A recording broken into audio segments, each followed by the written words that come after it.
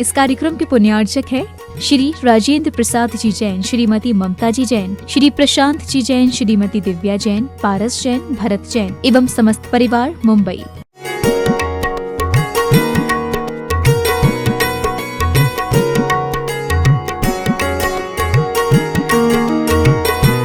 ओम नमः सिद्धेभ्यः।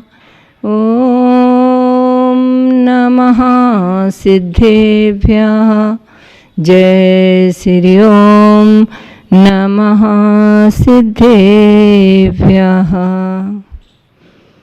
ओ मेरे गुरुवर परम, ओ मेरी अंतिम शरण, तेरा ही बस ध्यान। तू ही मेरा मंदिर, तू ही मेरी पूजा, तू ही है भगवान। ओ मेरे गुरुवर परम, ओ मेरी अंतिम शरण, तेरा ही बस ध्यान। तेरी शरणा आए जो भी, होगा वो ही जग की शान। रख दे जिस पे हाथ अपना, वो ही बन जाए महान। जग से न्यारी कृपा तेरी, सबसे प्यारा तेरा नाम। तू ही है भगवान। ओ मेरे गुरुवर परम, ओ मेरी अंतिम शरण, तेरा ही बस ध्यान। माँ की ममता बन कभी, करुणा तो बहाता है तू। बद्री सुख की बन कभी, मुझ पे ही छा जाता है तू। उपकार तेरे लाख गुरुवर, करते आंसू ए प्रणाम। तू ही है भगवान। ओ मेरे गुरुवर परम, ओ मेरी अंतिम शरण, तेरा ही बस ध्यान, तेरा ही बस ध्यान। बोले 1008 देवाधिदेव श्री आदिनाथ भगवान की जय। अंतिम शासन नायक श्री महावीर भगवान की, श्री चिंतामणि पार्श्वनाथ भगवान की, परम हितैषी साधना के शिखर पुरुष महातपस्वी आचार्य गुरु श्री विद्यासागर मुनि महाराज की, वात्सलमयी परम उपकारी आरिका रत्न श्री दृढ़मती माता जी की, परम पुण्यारिका श्री धारणामती माता जी की।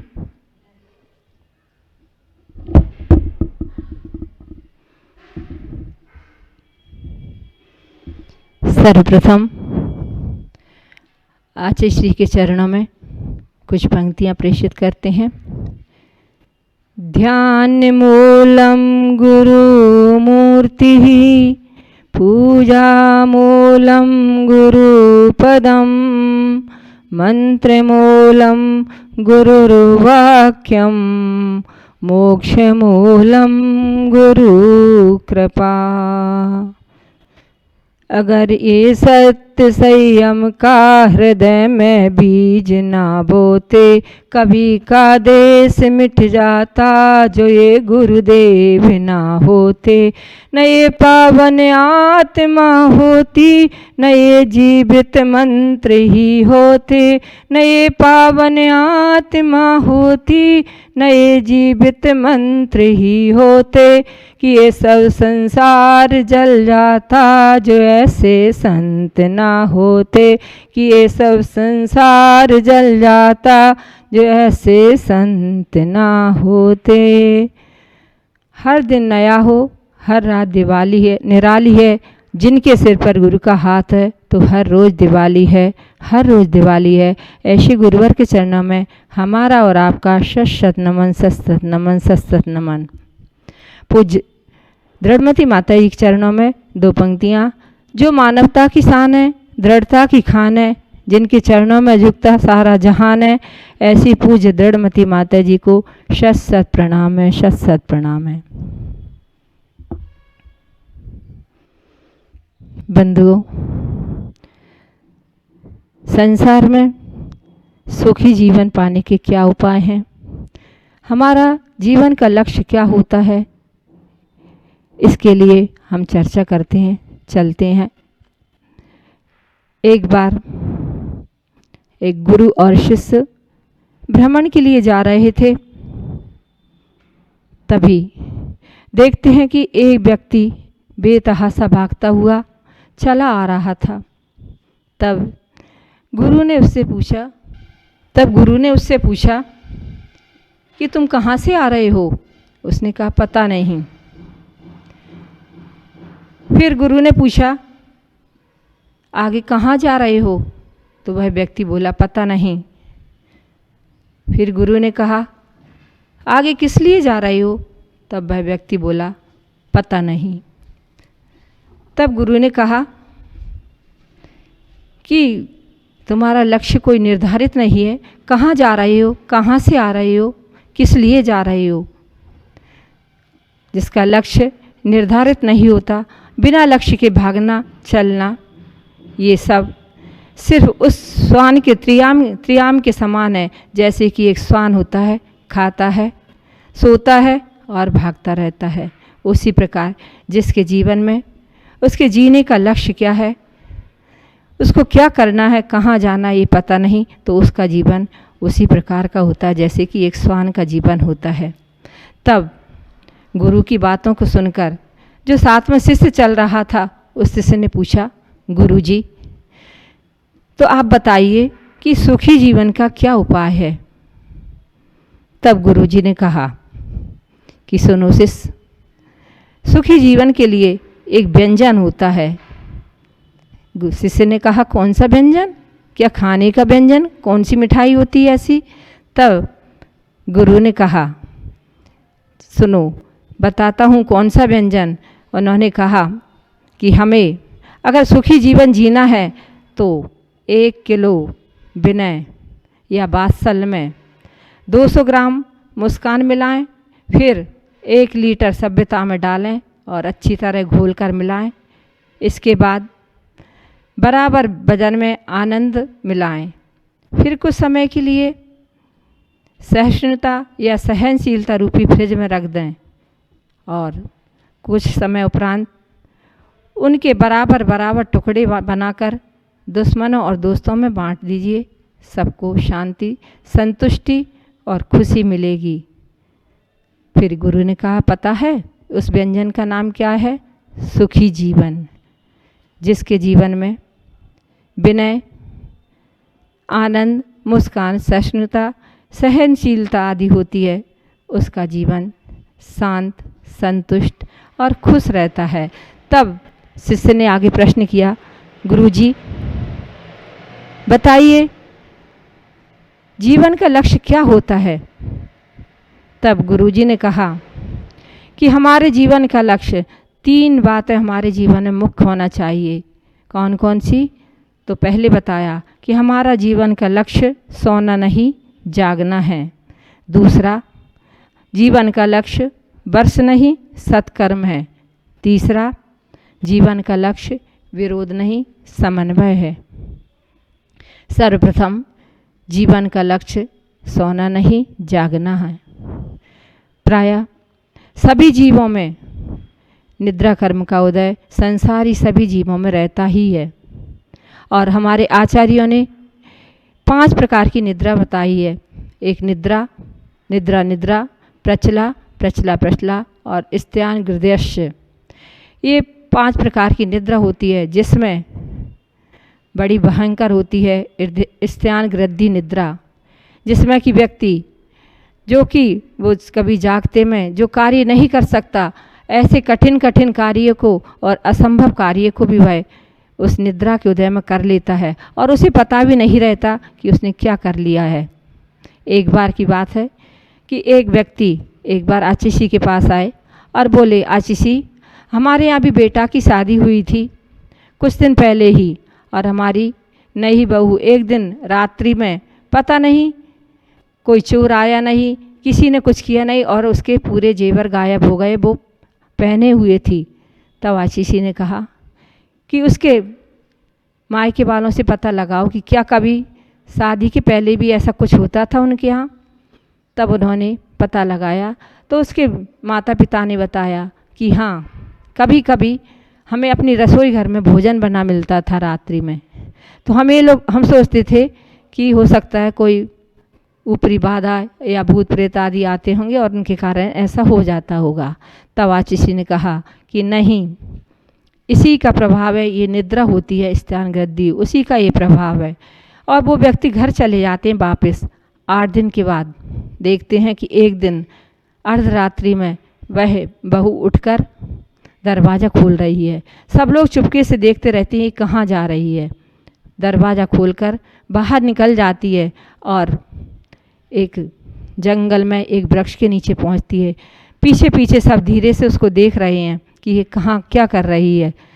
वह उस वृक्ष के नीचे बहुत बड़ा सा पत्थर रखा हुआ था जो कि 2-3 लोगों से भी नहीं उठता। ऐसे पत्थर को उठाती है और उसके नीचे से सारे जेवर पहनकर घर वापस आ जाती है और आके सो जाती है। जब सुबह सभी लोग देखते हैं कि उसके जेवर पूरे, उसके बदन पर जेवर थे जितने की पहले पहनती थी, पूरे जेवर थे। तो ये स्थान गद्दी निद्रा के प्रभाव में ऐसा होता है कि व्यक्ति जो कार्य नहीं करता वह कर लेता है। जैसे कि अगर उसे तैरना भी नहीं आता और वो नदी में जाएगा, उस निद्रा के उदय में और नदी में तैर कर आ जाएगा, लेकिन अगर किसी ने बीच में उसको टोक दिया, उसकी नींद खुल गई तो वो डूब भी सकता है, क्योंकि ये निद्रा का प्रभाव है कि वो कार्य कर रहा था। तो ये निद्रा का ऐसा ही प्रभाव होता है। एक बार तो किसी ने कहा, प्रसंग में हास्य प्रसंग था, और किसी ने कहा कि निद्रा प्रायः देखी जाती है कि धर्म सभा में बहुत अधिक निद्रा आती है, या उपदेश आदि सुनने में, या कुछ सामयिक आदि करने में निद्रा क्यों आती है। तो कोई व्यक्ति ने कहा, जिसको पता नहीं था, वैसे तो हमारे शास्त्र में है कि कुंभकर्ण मोक्ष गए हैं, लेकिन किसी ने कहा कि नहीं, कुंभकर्ण 6 माह सोते थे और 6 माह जागते थे, और जब कुंभकर्ण का वरण हो गया तो निद्रा देवी थी, वो क्या हो गई, विधवा हो गई। इसलिए वह विधवा को स्थान धर्म सभा में मिलता है, इसलिए वह धर्म सभा में आने लगी। तो इस प्रकार की कहने या प्रसंग भी मिलते हैं, लेकिन निद्रा का उदय जिसके होता है, अलग अलग प्रकार की निद्रा होती है। और निद्रा में कैसा रहता है व्यक्ति कि संसार में जैसी भयंकर चेष्टा निद्रा की होती है, वैसी भयंकर चेष्टा किसी की भी नहीं होती।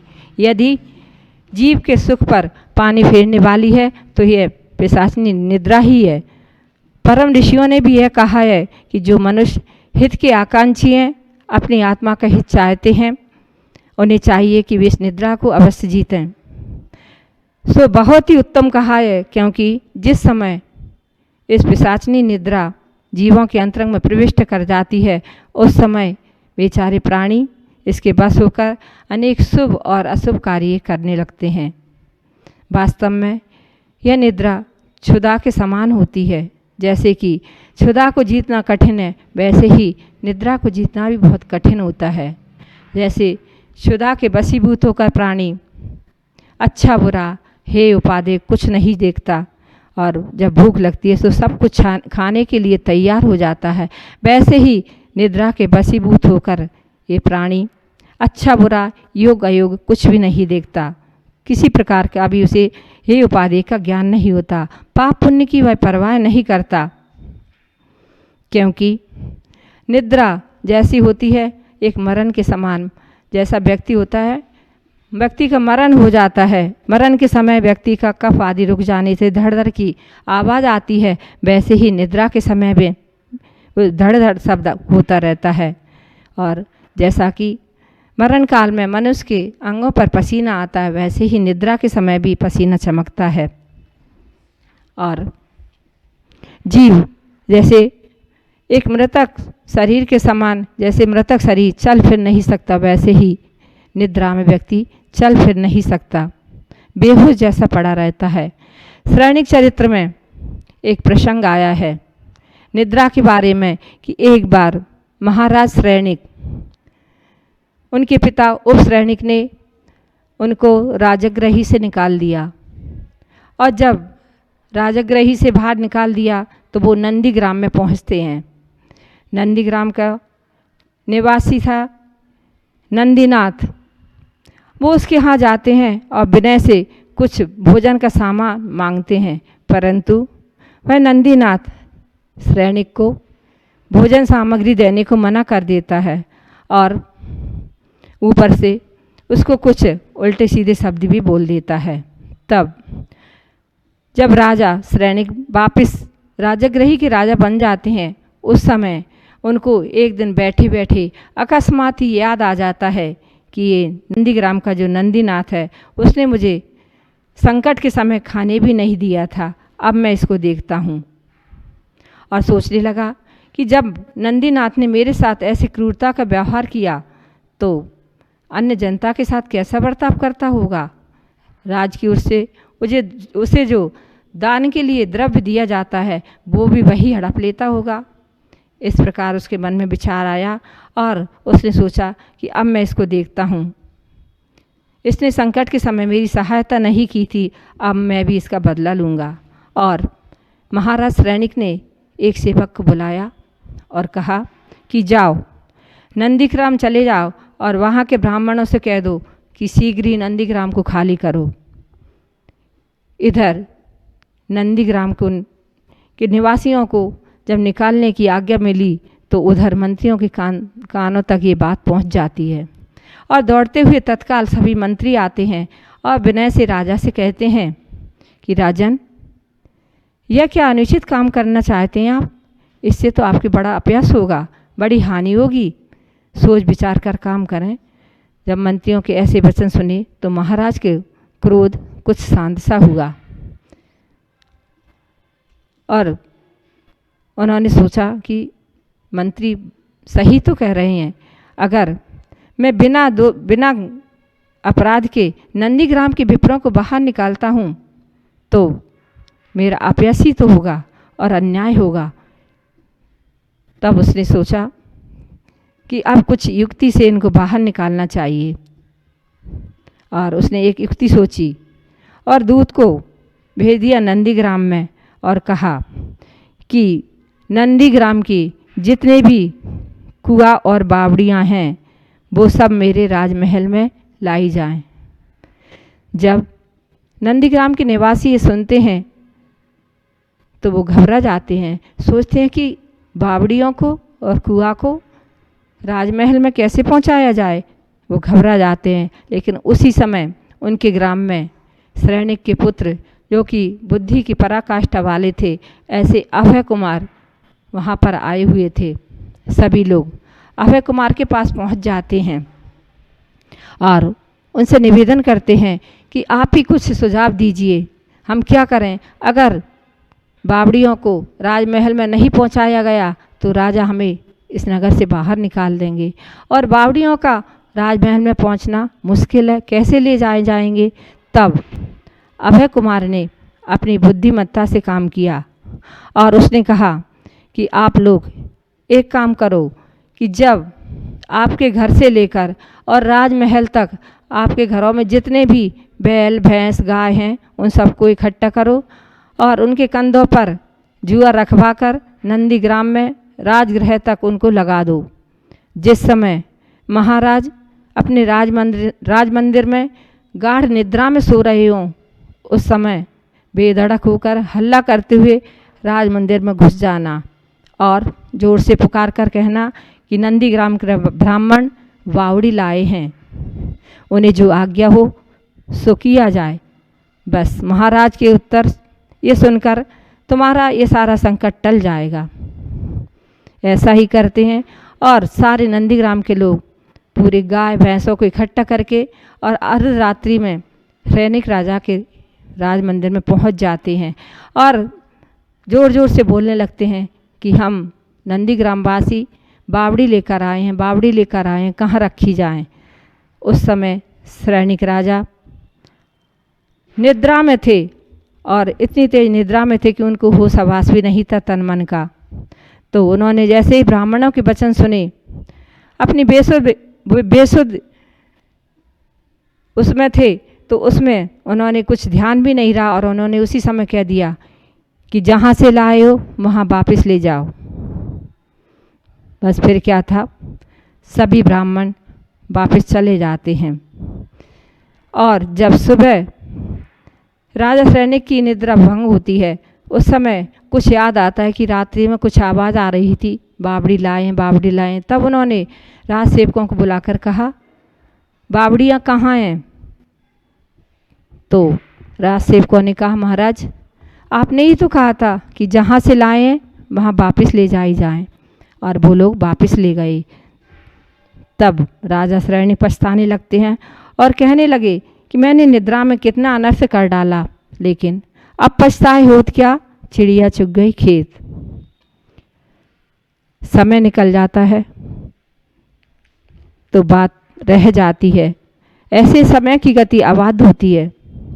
पर्वत से गिरने वाली नदी की प्रवाह जिस तरह लौटकर पर्वत पर वापस नहीं आता, इसी तरह समय निकल जाने पर वापस नहीं आता। इसीलिए किसी ने कहा है कि ग्राहक, वक्त और मौत ये कभी भी वापस नहीं आते एक बार निकलने के बाद। आयु का बीता हुआ एक क्षण भी फिर वापस नहीं आता, आयु से कम हो जाता है। तब दुर्लभ नर जन्म पाकर मनुष्य जीवन के अमूल क्षणों में एक भी क्षण व्यर्थ न खोना चाहिए। आत्मकल्याण के कार्यों को करते चला जाना चाहिए। जो आज का समय है वह फिर कभी नहीं आएगा। इसी कारण तो कहा है कि टाइम इज मनी, समय अमूल संपत्ति है। हमें घड़ी भी शिक्षा देती है, जो दीवाल घड़ी रहती है टिक टिक टिक टिक करती हुई बताती है कि जो कार्य करना है कर लो, नहीं तो टिक टिक करते हुए ये समय दौड़ा जा रहा है और ये समय भी निकल जाएगा। वैसे तो देखा जाए तो मनुष्य की आयु सोने में कितनी निकलती है, तो आधा समय 12 घंटे तो सोने में निकाल देते हैं और आधा समय जो बचता है उसमें कुछ समय खेल कूद में, बचपन में व्यतीत हो जाता है, कुछ समय विषय भोगों में व्यतीत हो जाता है और बुढ़ापे का समय व्यर्थ ही चला जाता है। आत्मकल्याण के लिए मनुष्य भाव का भी बहुत थोड़ा समय ही काम आ पाता है और उस थोड़े समय में अगर उपयोग ना किया जाए तो फिर मनुष्य भाव पाना बहुत दुर्लभ होता है। सोते सोते हम स्वप्न देखते रहते हैं और उन स्वप्नों में, उन भविष्य में, उसकी भविष्य की कल्पना में हम जीते रहते हैं कि आगे ऐसा होगा, ऐसा होगा, ऐसा होगा, लेकिन भविष्य की कल्पना में कभी भी वो कल्पनाएं हमारी पूरी नहीं होती। सोने में सपना ही देखते रहते हैं और दिन में भी ये सपना ही तो है। एक रात्रि का सपना होता है, एक दिन का सपना होता है।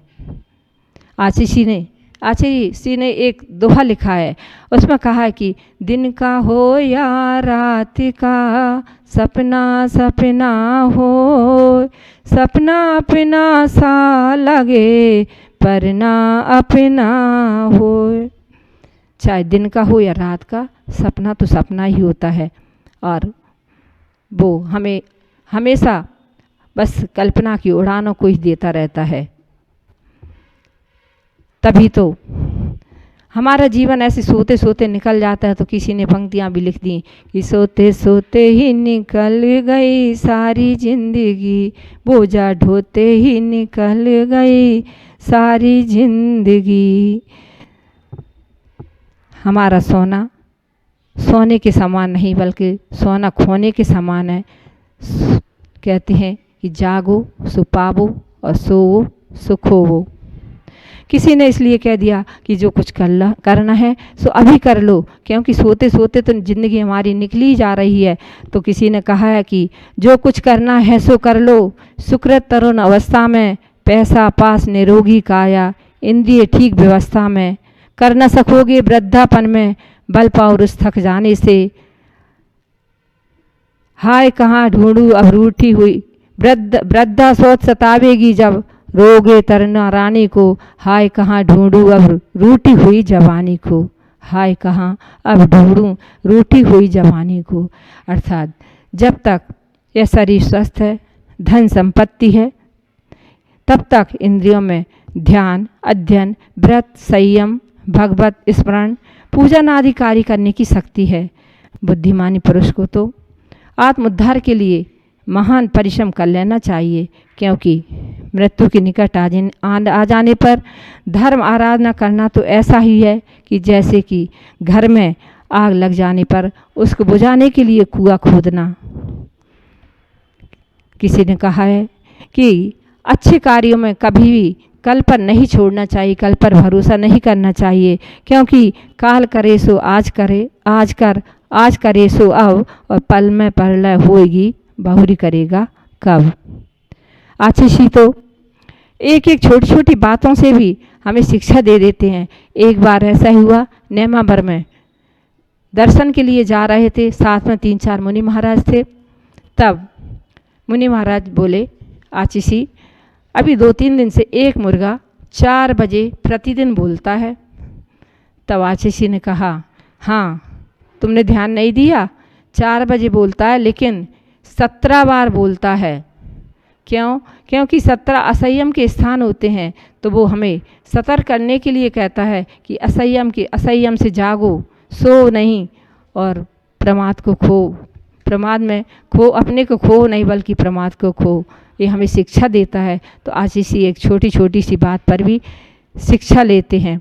तो हमारा जीवन जो सोने में जा रहा है उसको हम सोने में व्यतीत ना करें। तो हमारा जीवन का लक्ष्य हम सोने में नहीं, जागने में बिताएं। तो हमारा जीवन का जो भाग रह गया उसमें भी ठीक है, जितना समय निकल गया उतना ठीक, उसके बाद हम अपना जीवन का कल्याण कर सकते हैं। और हमारा जीवन जो सोने में जा रहा है, व्यतीत हो रहा है, उसको हम जागने में व्यतीत कर सकते हैं। तो इस प्रकार से गुरु ने शिष्य से कहा कि हमारे जीवन का लक्ष्य सोना नहीं, जागना है। फिर आगे गुरु ने बताया, और दूसरा जीवन का लक्ष्य वर्ष नहीं, सत्कर्म है। हमारा जीवन कितना निकल गया, हमारी आयु कितनी है, ये कोई मायना नहीं रखती, बल्कि हमने अपने जीवन में अच्छे कर्म कितने किए, सत्कर्म कितने किए, वो मायना रखते हैं। ऐसे तो लोग 100-100 वर्ष तक जी जाते हैं और चले जाते हैं। दुनिया में जो आते हैं वो तो जाते ही हैं, लेकिन कुछ कर्म करके, अच्छे कर्म करके जाते हैं, और कुछ अपने जीवन को निर्वाह करते करते हुए जीवन व्यतीत करके चले जाते हैं। कुछ जीवन का निर्वाह करते हैं, कुछ जीवन का निर्माण करते हैं, और कुछ जीवन के निर्वाण करके मोक्ष दशा को प्राप्त कर लेते हैं। तो हमारा जीवन का लक्ष्य वर्ष नहीं, सत्कर्म है। किसी की 4 दिन की ज़िंदगी कुछ नहीं करती, किसी की 4 दिन की ज़िंदगी बहुत कुछ कर जाती है, और किसी की 100 दिन की ज़िंदगी कुछ नहीं करती।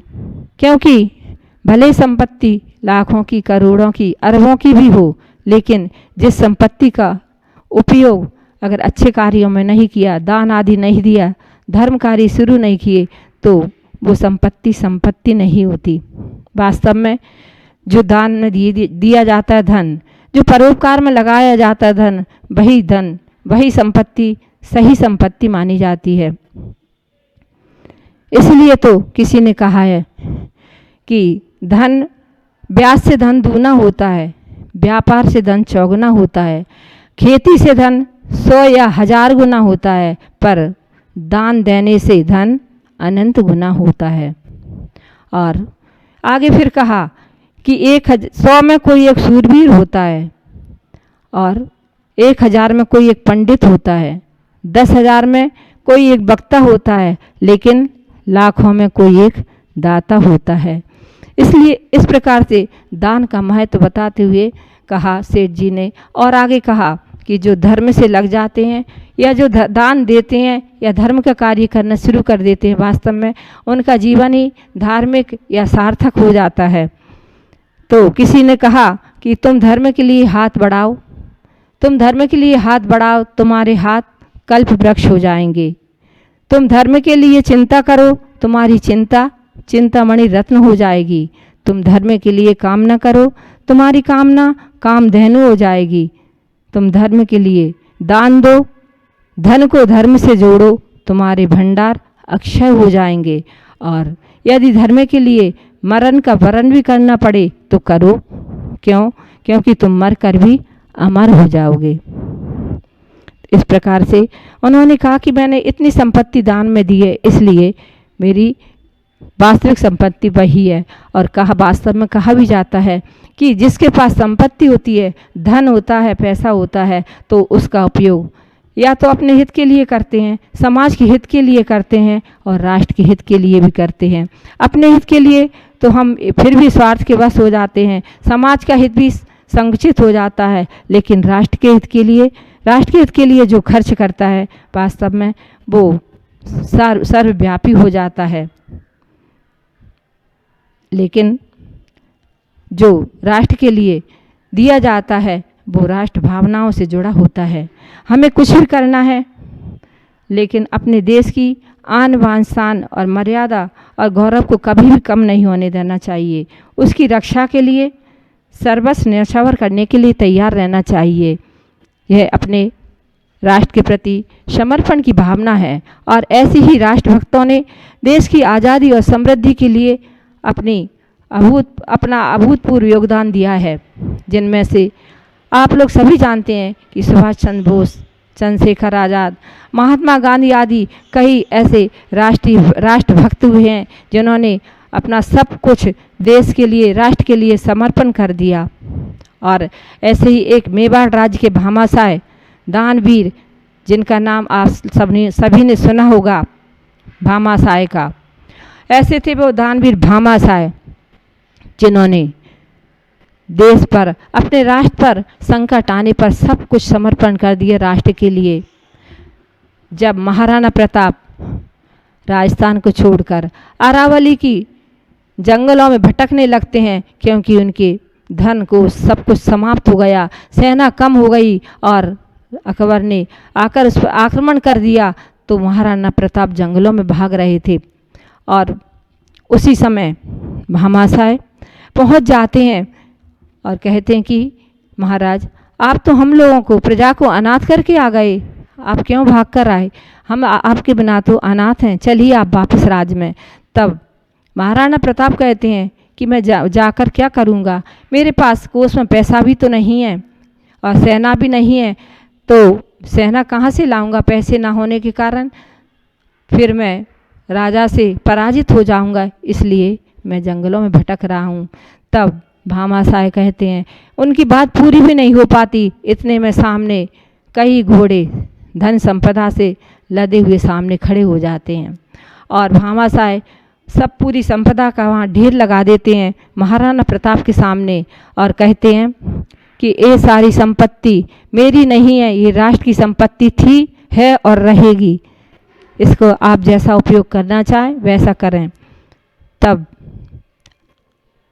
महाराणा प्रताप ने भामाशाह को अपने गले से लगा लिया और कहा कि धन्य ऐसे ही राष्ट्रभक्त हमारे संकट के समय राष्ट्र के काम आते हैं। तभी तो चित्तौड़ की पहाड़ी पर अभी भी 75.5 फुट ऊंचा एक कीर्ति स्तंभ आज भी कीर्तिमान है उनकी याद में। तो ऐसे ऐसे भामाशाह हमारे यहाँ हुए हैं। वास्तव में दान देने से ही हमारी संपत्ति और अधिक बढ़ती है। जैसे कि कुआं में अगर झीर होती है, स्रोत होता है, तो उसका पानी कभी भी समाप्त नहीं होता, बढ़ता ही जाता है। उसी प्रकार जो दान देते हैं उनकी संपत्ति हमेशा हमेशा बढ़ती जाती है। एक बार आचार्य जी के पास एक व्यक्ति दर्शन करने आए और महाराज जियों के पास दर्शन करने के लिए वो जाता है।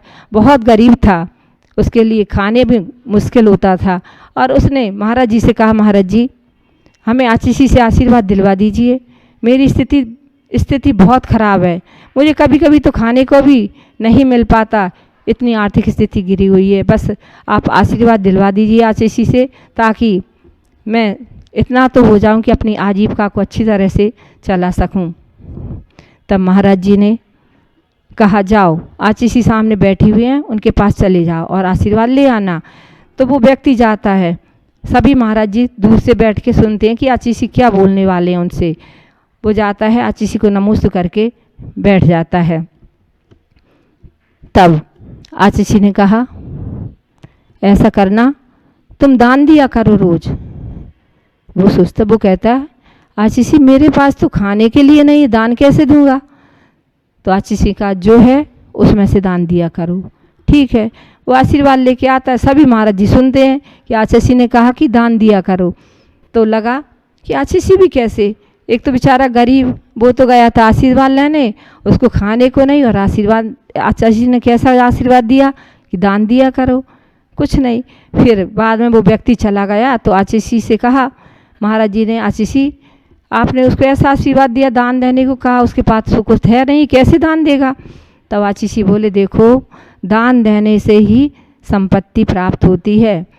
और वो व्यक्ति चला जाता है, घर आके जो कुछ होता है उसमें से थोड़ा बहुत दान देता है और अपना काम चलाता रहता है। थोड़े दिन बाद उसके पुण्य का उदय आता है, आचीसी का आशीर्वाद फल जाता है और जो काम करता है उस काम में उसको लाभ होने लगा और धीरे धीरे वह व्यक्ति अच्छा धनवान हो गया। और 1-2 साल के बाद जब वो आचीसी के पास आता है, महाराज जी के पास, तो महाराज जी पहचान भी नहीं पाते क्योंकि उसके कपड़े, उसकी हर चीज़ अलग थी। आचीसी से, आचीसी नमोस्तु, पहचान गए आचीसी, मैं वही हूँ जिसको आपने कहा था दान दिया करो। तब आचीसी ने कहा, देखो दान देने से ये होता, दान देने से संपत्ति और बढ़ती है। इस प्रकार सेठ जी ने कहा कि मैंने बस इतना ही दान दिया है, इसलिए मेरी संपत्ति वास्तव में वही है।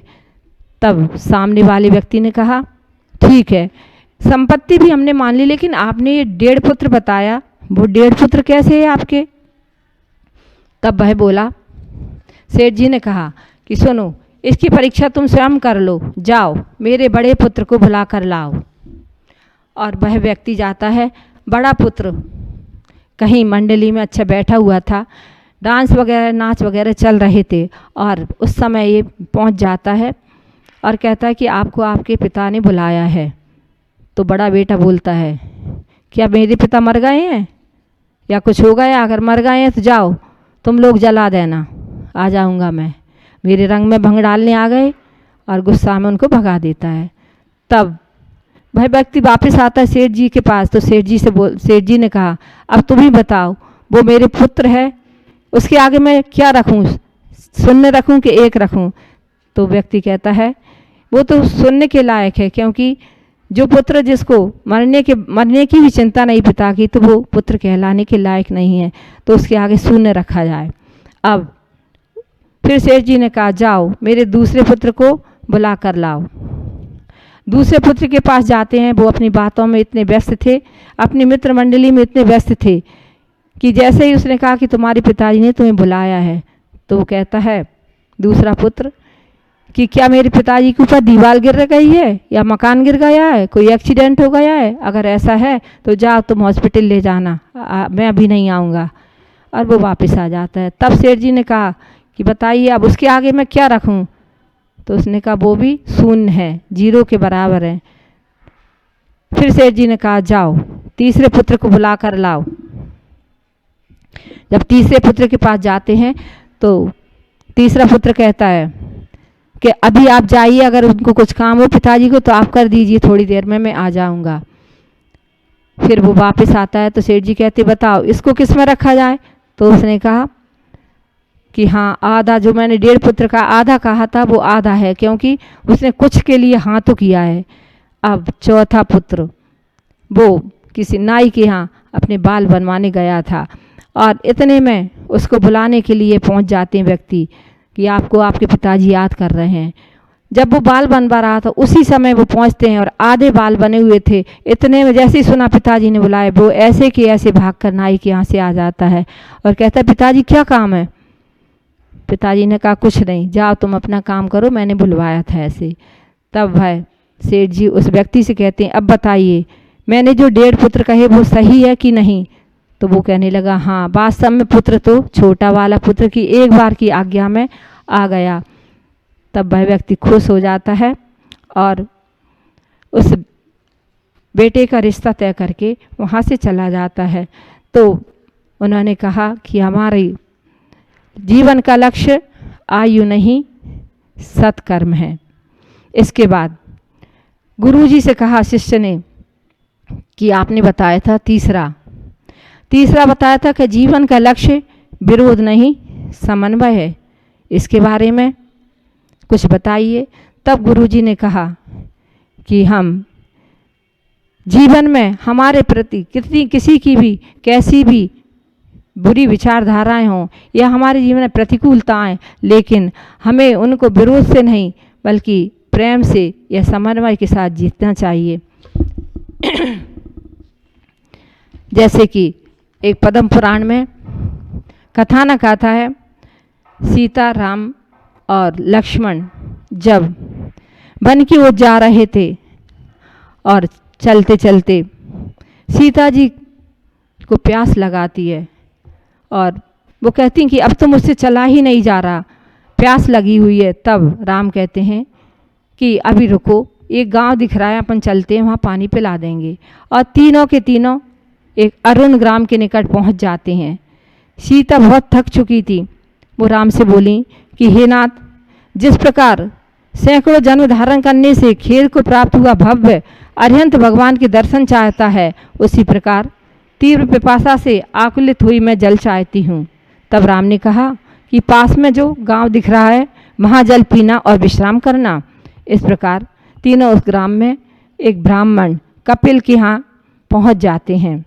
उसकी यज्ञशाला में पहुँचे, उस समय ब्राह्मण घर पर नहीं था, उसकी पत्नी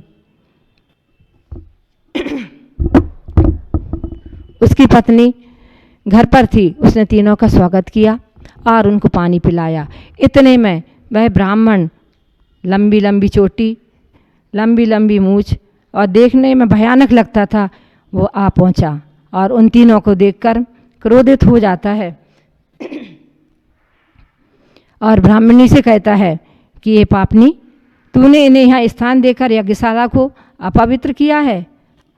पापनी, तूने इतना गलत काम किया है, तुझे पशुओं से भी अधिक दुस्सह बंधन में मैं डालूंगा। और ऐसा कहकर वह उसको मारने लगता है। और राम लक्ष्मण सीता से कहता है कि तुम लोगों को कैसे ढीठ हो, कैसे पापी हो, मेरी यज्ञशाला को अपवित्र कर दिया, यहाँ से निकल जाओ। तब ऐसे कटु वचन सुनकर सीता ने राम से कहा कि हे राघव, अपमान के साथ किसी के यहाँ रहना ठीक नहीं। तब लक्ष्मण ने जैसे ही अपने बड़े भाई का अपमान देखा तो गुस्से में आ गए, क्रोधित हो गए और उस ब्राह्मण को उठाकर फेंकने लगे। इतने में राम लक्ष्मण को समझाते हैं और डांटते हुए कहते हैं कि तुम ये क्या करने जा रहे हो, वो तो वैसे ही कसायों के बस मरा हुआ है, लेकिन तुम अब और उसको मार रहे हो। नहीं, इसका अपयश तुम अपने हाथ ऊपर नहीं लो, ये तो मृतक के समान है। और कहा है कि मुनि, ब्राह्मण, गाय, पशु, स्त्री, बालक और वृद्ध अगर सदोष भी हैं तो वीरों के द्वारा मारने योग्य नहीं होते हैं। तब लक्ष्मण ने राम के कहने पर उनको छोड़ दिया और तीनों के तीनों एक विशाल वट वृक्ष के नीचे चले गए। पानी बहुत गिरने लगा था। जैसे ही उस वृक्ष के नीचे गए, बहुत बड़ा वट वृक्ष था, एक घर के समान था और तीनों उसमें चले गए। इतने में वहाँ का एक जो रक्षक था, यक्ष, वो उनसे डर जाता है और डर कर अपने स्वामी के पास जाता है। वो बोलता है कि नाथ, कोई ऐसा लगता है कि स्वर्ग से आकर कोई देवता आदि आए हैं और तीनों महानुभावों ने मेरे घर को घेर लिया है और वो अपना अधिकार जमाने के लिए रुक गए हैं।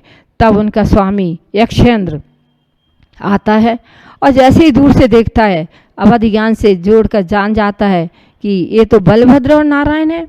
क्षण भर में ही वह सुंदर एक नगरी की रचना कर देता है और समस्त वैभव उसका अयोध्या के जैसे कर देता है और उसका नाम रामपुरी रखकर राम, सीता, लक्ष्मण को उसमें रहने के लिए, उसमें निवास करने के लिए कह के चला जाता है।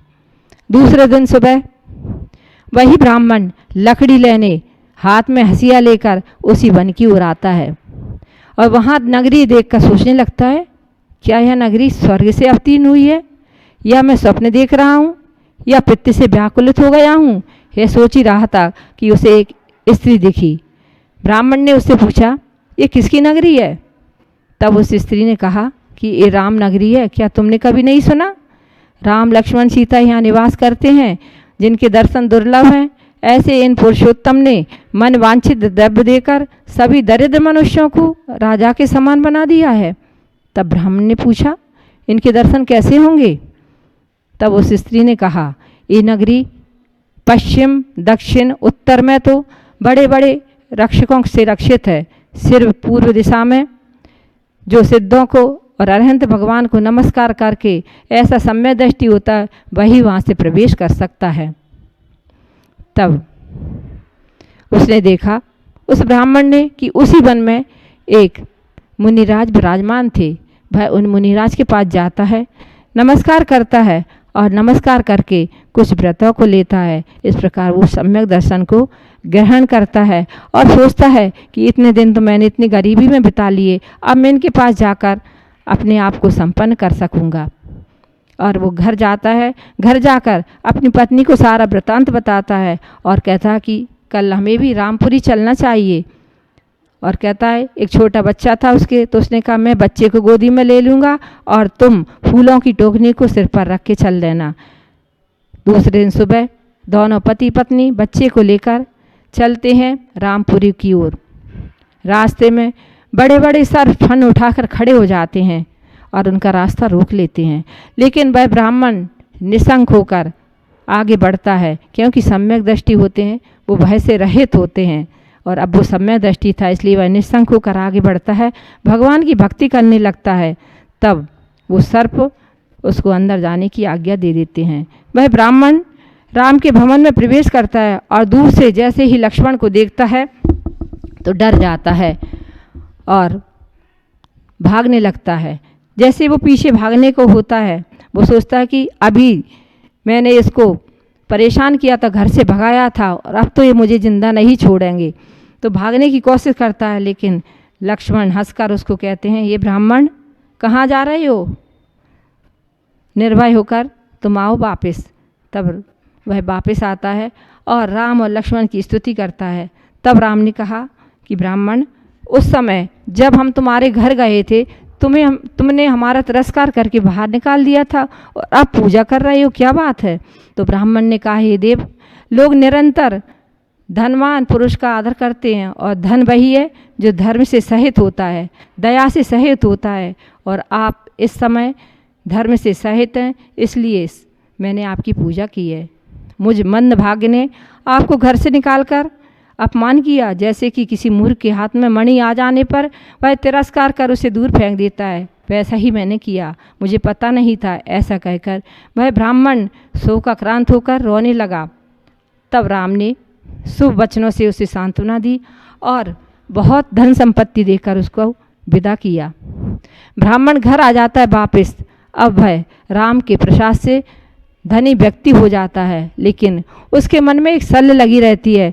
मन ही मन पछताता रहता है कि मैंने राम लक्ष्मण सीता को एक रात भी घर नहीं रुकने दिया, तिरस्कार किया, बिना अपराध के मैंने उन्हें दुख दिया।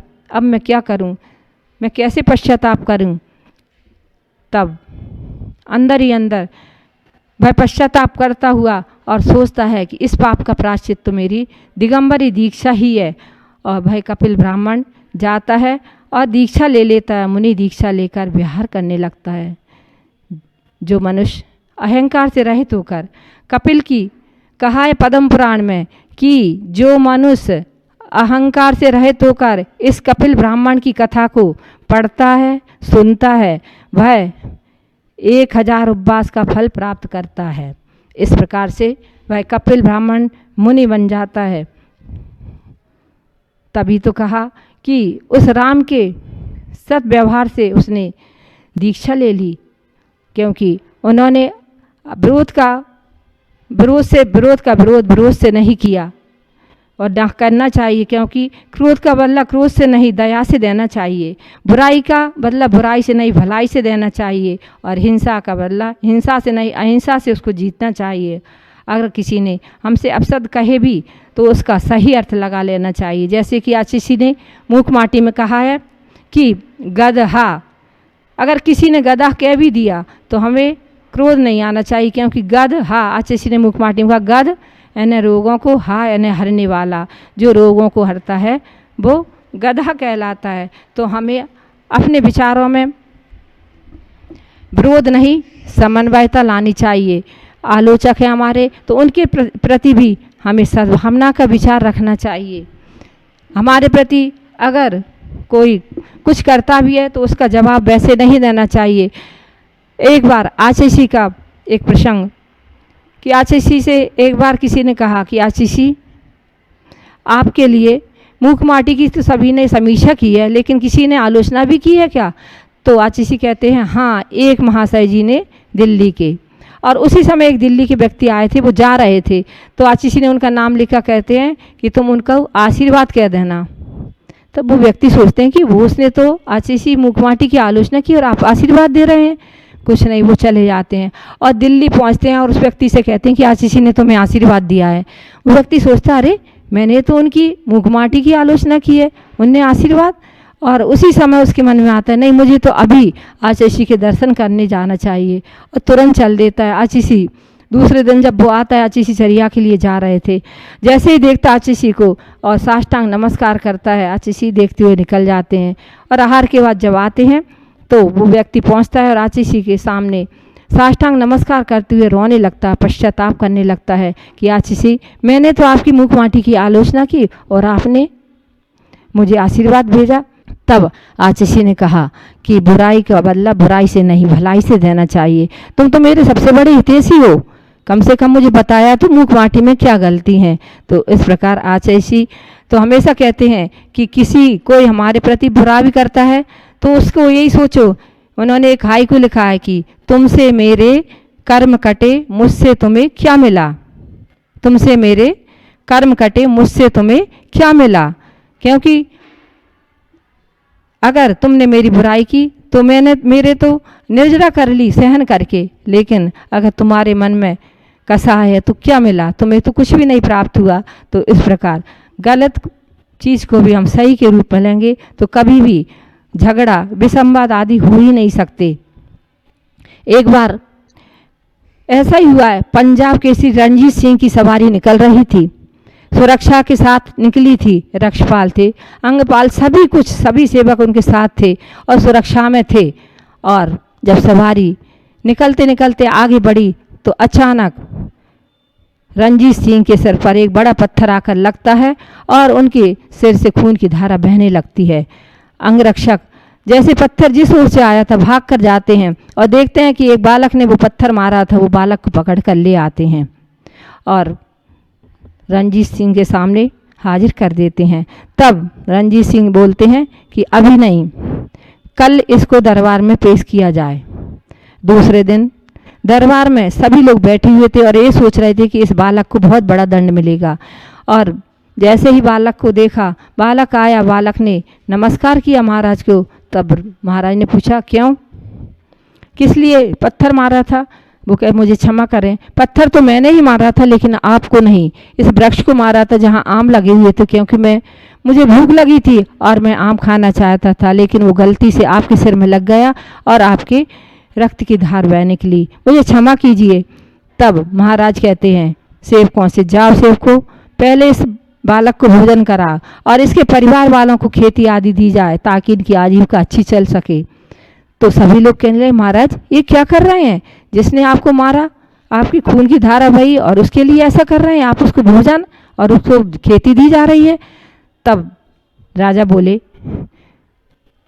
कि हाँ, मैं सही कर रहा हूँ, देखो एक साधारण सा वृक्ष को पत्थर मारने पर तो वह फल देता है, तब फिर मैं तो यहाँ का राजा हूँ, तो मैं क्या इनको क्षमा नहीं कर सकता। तब सभी ने सुना तो सभी राजा की जय जयकार करने लगे। वास्तव में बंधुओं, क्षमा से व्यक्ति को जीता जा सकता है। इसलिए तो किसी ने कहा है कि छोटी सी जिंदगी में तकरार किस लिए, रहती है दिलों में दीवार किस लिए, है साथ कुछ दिनों का फिर सब जुदा जुदा, है जान कर भी फिर बिछाएं राहों में खार किस लिए।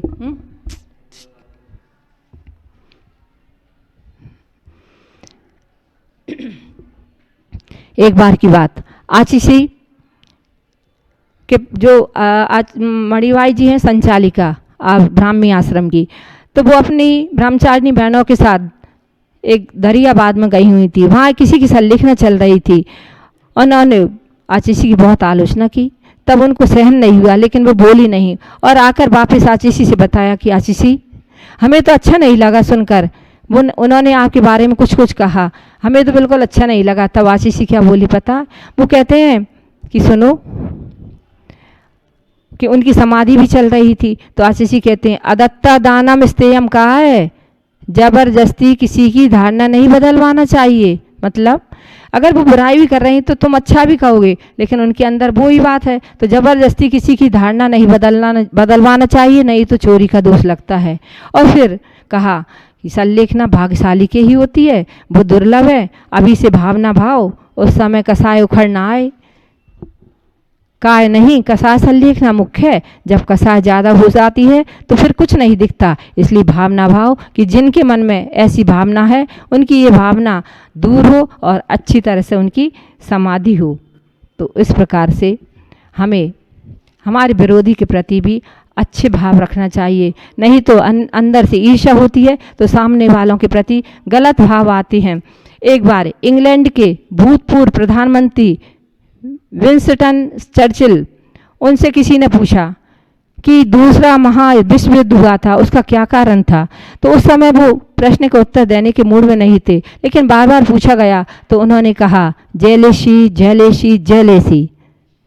फिर कहा कि जिसके कारण पूरी जनता नष्ट हो गई हो, तबाही के गर्त में गिर गई हो, और जहाँ इतनी क्षति हुई हो, और नागास और हिरोशिमा पर अणुबम के विध्वंसक विस्फोट के साथ जिसका अंत हुआ हो, ऐसे युद्ध का मुख्य कारण था ईर्ष्या ईर्ष्या ईर्ष्या। वास्तव में ईर्ष्या व्यक्ति को जिंदा ही जला देती है। ईर्ष्या की अग्नि में जलने वाला व्यक्ति कभी सुखी नहीं हो सकता। एक बार एक महिला बाजार में जाती है, एक चुटकुला पड़ा था कि एक बाजार जाती है और दुकानदार से कहती कि भाई साहब मुझे वो साड़ी दिखा दीजिए कि जिसको पहनकर मेरी पड़ोसन जल जाए। तब उसने क्या कहा पता है? उसने कहा बहन जी वो साड़ी तो आपकी पड़ोसन आपसे पहले ही ले गई। मतलब अगर किसी के प्रति ईर्ष्या होती है तो हमारे प्रति भी उसके वैसे ही भाव हो जाते हैं। इसलिए हमें हमारा जीवन का लक्ष्य विरोध नहीं, समन्वय रखना चाहिए। है ना? अंत में सब जीवों के प्रति हम भावना यही रखें कि हमारा सारा संसार सुखी हो। भावना दिन रात मेरी सब सुखी संसार हो, सत्य संयमशील का व्यवहार घर घर द्वार हो, धर्म का प्रचार हो और देश का उद्धार हो, और है उजड़ा हुआ भारत चमन गुलजार हो। अंत में 4 पंक्तियों के द्वारा हम अपने वक्तव्य को समाप्त करेंगे। दूर अज्ञान के हों अंधेरे, तू हमें ज्ञान की रोशनी दे, हर बुराई से बचते रहे हम, जितनी भी दे भली जिंदगी दे, बैर हो ना किसी का किसी से, भावना मन में बदले कि हो ना, हम चलने के रास्ते पे हमसे भूल कर भी कोई भूल हो ना, इतनी शक्ति हमें देना गुरुवर, मन का विश्वास कमजोर होना, हम चलने के रास्ते पे हमसे भूल कर भी कोई भूल हो ना। बोले आचार्य गुरु श्री विद्यासागर जी मुनि महाराज की, परम पुण्यायिका रत्न श्री दृढ़मती माता जी की। इस कार्यक्रम के पुण्यार्चक थे श्री राजेंद्र प्रसाद जी जैन, श्रीमती ममता जी जैन, श्री प्रशांत जी जैन, श्रीमती दिव्या जैन, पारस जैन, भरत जैन एवं समस्त परिवार, मुंबई।